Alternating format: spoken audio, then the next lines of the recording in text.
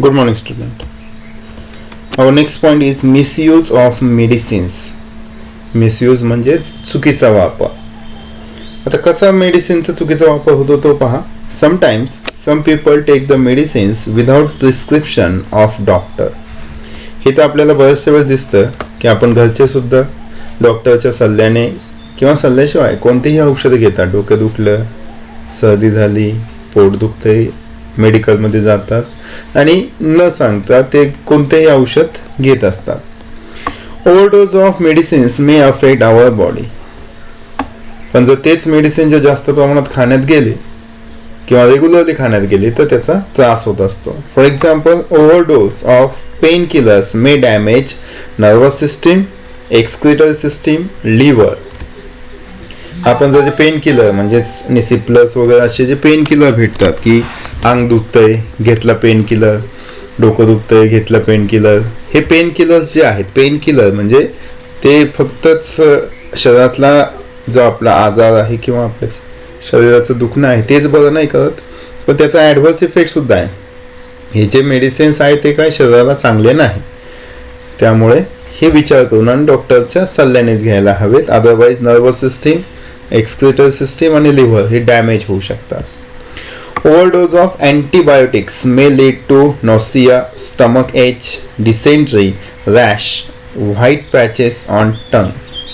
जे antibiotic doctor देतात किंवा आपण मेडिकलमधून सुद्धा घेत असतो, अशा वेळेस ते अँटीबायोटिक जास्त जर प्रमाणात सेवन झालं तर त्याच्यामुळे सुद्धा आपल्या शरीरावरती ॲडव्हर्स इफेक्ट होत असतो. त्यामुळे हे डोक्यात ठेवायचं की शक्यतो खूप जास्त आजार असेल तरच, आणि तो सुद्धा रेग्युलर बेसवर कोणतेही मेडिसिन घ्यायचं नाही. इथे पहा जेनेरिक मेडिसिन म्हणून आलेलं आहे. Poor people do not afford the costly medicines. Is there any alternative for this and which one. जे गरीब लोक आहेत त्यांना ज्या महागाचे औषधं आहे ती घेणं परवडत नाही. मग आता नवीन कन्सेप्ट आलेला आहे तो म्हणजे जेनेरिक मेडिसिन्स. जेनेरिक मेडिसिन म्हणजे काय तर जे आपण ब्रँडेड असा हा शब्द वापरतो बऱ्याचशा वेळेस. ब्रँडेड जसं आपण कपडे घेताना ब्रँडेड, शूज घेताना ब्रँडेड. हा जो ब्रँड हा शब्द ऐकतो तो मेडिसिनमध्ये सुद्धा ब्रँड आहे. म्हणजे तुम्ही जर निसिप घेतली त्या सिप्ला कंपनी, लुपिन अशा मोठमोठ्या कंपन्याच्या फार्मास्युटिकल कंपन्या आहेत ज्या या मेडिसिन तयार करतात, त्यांचे ब्रँड आहेत. त्याच्यामुळे या मेडिसिनची प्राइस खूप जास्त असते, किंमत खूप जास्त असते. आपण नाही का शर्ट वगैरे जर खूप ब्रँडेड घ्यायला गेलो रेमंडचं वगैरे तर ते खूप महाग जातं. तसंच मेडिसिनच्या बाबतीत आहे. पण कपडे आपण साधे सुद्धा घेऊ शकतो. तसंच साधे मेडिसिन सुद्धा भेटतात कमी प्राइसमध्ये, पण नॉन ब्रँडेड म्हणजे असं खूप ब्रँड असलेलं असं भेटत नाही. त्याला म्हणतात जेनेरिक मेडिसिन. तर पहा जेनेरिक मेडिसिन म्हणजे काय तर generic medicines are also known as a general medicines. General medicine त्यांना म्हटलं जातं. These are manufacture and distributed without any patent. आता पेटंट म्हणजे काय तर एखादी वस्तू ज्यावेळेस आपण डिस्कवर करतो, नवीन गोष्टी एखादी शोधतो तर ती गव्हर्नमेंटकडे नोंदली जाते, रजिस्ट्रेशन केलं जातं आणि ती कुणीही अगोदर तयार केली नाही. हे सिद्ध झाल्यानंतर त्या ब्रँडचं किंवा त्याचं नाव त्या व्यक्तीला ते रजिस्टर केलं जातं, त्याला म्हणतात पेटंट. आता ज्या मेडिसिन किंवा ज्या फार्मास्युटिकल कंपनीने हे डिस्कवर केलेलं आहे, शोधलेलं आहे, रिसर्च केलेलं आहे, त्यांचं त्यावरती पेटंट असतं. म्हणजे ते मेडिसिन त्यांनी तयार केलेलं असतं, त्याच्यामुळे त्याची प्राइस जास्त असते. पण काही ठिकाणी विदाउट पेटंट म्हणजे पेटंट न घेता किंवा रजिस्ट्रेशन न करता मेडिसिन तयार केले जातात, त्याला म्हणतात generic. These medicines are at par in a quality with branded medicines. म्हणजे जवळजवळ ते ब्रँडेड सारखेच असतात पण एक्झॅक्ट नाही. Production cost of these medicine is very low due to fewer expenses on research as their formula is readily available. म्हणजे हे जे मेडिसिन आहे यांचा फॉर्म्युला कोणत्या तरी दुसरीकडून घेतलेला असतो, विकत घेतलेला असतो, तो तयार केलेला नाही किंवा रिसर्च करून शोधलेला नसतो. आपल्याला माहिती की नवीन गोष्ट शोधायची म्हणल्यावर खूप जास्त वेळ आणि पैसा लागतो. तर हे जे मेडिकल किंवा हे जे फार्मास्युटिकल कंपन्या यांनी दुसऱ्याकडून तो विकत घेतलेला असतो, त्यांनी स्वतः रिसर्च केलेला नसतो, त्याच्यामुळे त्यांना तयार करण्यासाठी जो एक्सपेन्स आहे म्हणजे खर्च आहे तो कमी येतो, म्हणून ते त्यांची किंमत सुद्धा कमी ठेवतात. त्याला म्हणतात generic medicines. Next one lifestyle and disease, म्हणजे आपलं जे काही आरोग्य आहे ते आणि आजार.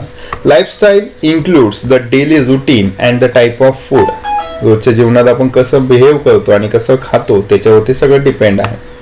Nowadays, habits like staying in a bed till late morning and going to bed late in a night, frequent changes in a meal timing, lack of physical exercise, consumption of junk food, etc. have been increased. हे सगळ्या वाईट सवयी इथे लिहिलेल्या आहेत की खूप जास्त वेळ किंवा खूप सकाळपर्यंत झोपणे, 9-10 वाजेपर्यंत झोपणे ही वाईट सवय आहे. लवकर उठणे, लवकर झोपणे, लवकर उठणे हे सगळ्यात जास्त महत्त्वाचं आहे. हे सगळ्यात जास्त महत्त्वाचं म्हणजे 8-9 वाजता तुम्ही झोपलात, सकाळी 5-6 वाजता उठला, हे शरीराला एकदम छान आणि आरोग्यदायी सवय असते. त्यानंतर going for a late in a night म्हणजे झोपायला उशिरा जाणं चुकीचं आहे. Frequent changes in meal time म्हणजे कधीही जेवणं, जेव्हा भूक लागेल ते जेवणं हे चुकीचं आहे. एक टायमिंग हवा, जसं आपल्या शाळेत आल्यानंतर शाळेची वेळ आहे त्याच वेळेत तुम्हाला जेवण्यासाठी सोडलं जातं, तर ही एक वेळ आहे, ती शरीराला सवय लागायला हवी. प्रत्येक गोष्ट ही वेळेत होणार, समजला. सकाळी 10 वाजता, संध्याकाळी 12-1 वाजता, नंतर पुन्हा दुपारी 12-1ला, नंतर संध्याकाळी पुन्हा 7-8ला जेवण झालं, 9-9:30 पर्यंत तुम्ही झोपले, सकाळी 5-6ला उठले. या पद्धतीने जर शेड्यूल असेल तर तुम्ही निरोगी राहता, कोणतेही आजार होत नाही. लॅक ऑफ फिजिकल एक्सरसाइज, सगळ्यात मोठा घातक आरोग्याला ते म्हणजे लॅक ऑफ फिजिकल एक्सरसाइज. शारीरिक जे कष्ट आहे, व्यायाम आहे ते न करणं. खेळायला पाहिजे, उड्या मारायला हवं, खूप सायकलिंग करायला हवं, व्यायाम म्हणजे एक्सरसाइज करणं गरजेचं आहे. त्यानंतर consumption of junk food. Junk food म्हणजे जे बाहेर पॅकेजमध्ये भेटतं ते, जे आपण डेली बेसवर, एखाद्या दिवशी खाणं वाईट नाही, पण रोज खाणं, रोज काही ते कुरकुरे खाणं, पॉपकॉर्न खाणं किंवा कायमच ते बाहेरचं खात राहणं हे शरीरासाठी घातक आहे. Due to this such people are getting sick frequently, आणि असे लोक सिक म्हणजे आजार लवकर पडतात आणि पडतच राहतात. If frequency of becoming sick is to be lowered, people should follow right lifestyle. आणि जर तुम्हाला हे कमी करायचं असेल तर योग्य असं तुम्हाला आरोग्यदायी जीवन जगणं गरजेचं आहे. It may include sufficient sleep, right food, योगासन, प्राणायाम and physical exercise. जर तुम्हाला असं काही आजार पडायचं नसेल तर योग्य आहार घेणं, व्यायाम योग्य करणं, प्राणायाम, योगासन आणि पूर्ण झोप घेणं. Physical exercise should be as per one's own capacity. आता तुमच्या शरीराच्या हिशोबाने, तुमच्या वयाच्या हिशोबाने तुम्ही एक्सरसाइज करू शकतात. Pranayama and yogasana should be performed under the expert supervision. Pranayama yogasana जे आहे, जसे आपल्याकडं सिसोदिया डॉक्टर आहे, ते त्यांच्या शिकण्यानुसार, सांगण्यानुसार आपण करत असतो, त्यामुळे त्यांच्या सुपरविजनमध्ये हे करणं गरजेचं आहे. Next vaccination. आता वॅक्सिनेशन म्हणजे आपल्याला चांगलं माहिती आहे, जे आता आपण वाट पाहतोय करोनाची, वॅक्सिन येईल की ज्यावेळेस ते सगळं व्यवस्थित होऊ शकतं. तर वॅक्सिनेशन म्हणजे लसीकरण. आता लस कोणकोणते देतात तुम्हाला माहिती आहे. लहान बाळाला BCG, ट्रिपल पोलिओ आणि पोलिओ या पद्धतीच्या डोस दिल्या जातात. टायफॉइड, कॉलरा, हायपेटायटिस अशा बऱ्याचशा वॅक्सिन्स असतात ज्या तो आजारी पडू नये म्हणून देतात, बरोबर ना. वॅक्सिन का देतात? फॉर द प्रिव्हेन्शन, आजारी पडू नये. आजारी पडल्यानंतर वॅक्सिन नाही देत, आजारी पडण्या अगोदर. तर vaccine is important to prevent the infectious disease. कशासाठी आहे ते संसर्गजन्य आहे, एका व्यक्तीकडून दुसऱ्याकडून होत असतात, अशा आजारांसाठी ते दिले जातात. इथे म्हटलंय collect the vaccine schedule chart from near by clinic and study. आता तुम्हाला मागील पुस्तकात सुद्धा ते सापडेल की 1 महिन्याचा असेल, 2 महिन्याचा असेल, देन वर्ष, 2 वर्ष, अशा पद्धतीने ते टप्प्याटप्प्याने दिले जातात वॅक्सिन्स त्या पद्धतीने.